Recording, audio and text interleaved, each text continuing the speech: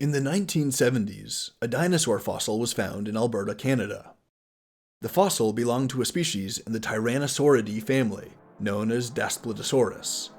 It joined the ranks of three other Tyrannosauridae species: Gorgosaurus, Albertosaurus, and Tyrannosaurus.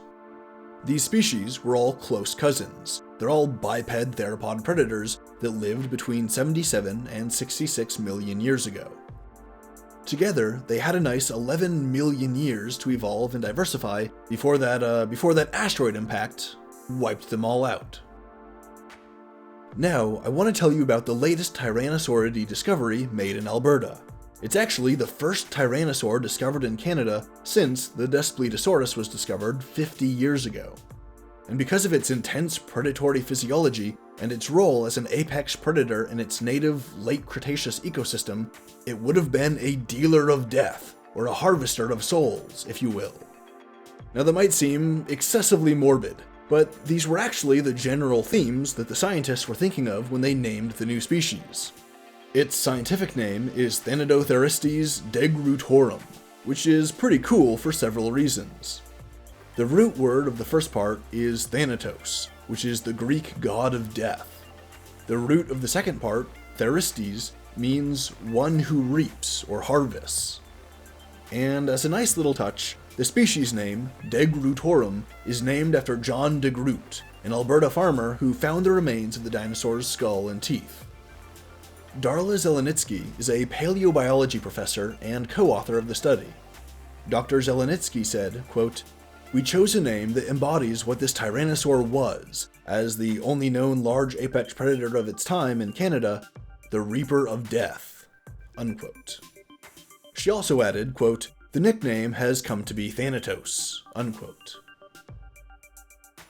The research effort that analyzed the fossils and compiled the study was led by University of Calgary PhD candidate Jared Voris. Mr. Voris described the new Tyrannosaur's fearsome nature, saying, quote, "Thanatotheristes can be distinguished from all other tyrannosaurs by numerous characteristics of the skull," unquote. He describes its bulky 2.4 meter tall frame, its characteristically deep snout, its huge teeth up to 7 centimeters long, and perfectly evolved for puncturing and tearing meat. Mr. Voris also clarified that the most distinguishing and prominent features, quote, "are vertical ridges that run the length of the upper jaw," unquote. The curator of dinosaur paleoecology at the Royal Tyrrell Museum is Francois Thierry, and together with Mr. Voris, they made a public announcement of the discovery. Mr. Thierry said that the discovery was really important and significant because, quote, "it fills in a gap in our understanding of Tyrannosaur evolution," unquote. So remember the group of Tyrannosauridae species that lived from 77 to 66 million years ago? Well, I mentioned them at the beginning of the news segment. Our gap in understanding comes immediately before that time period. What Tyrannosaur ancestors came before this group?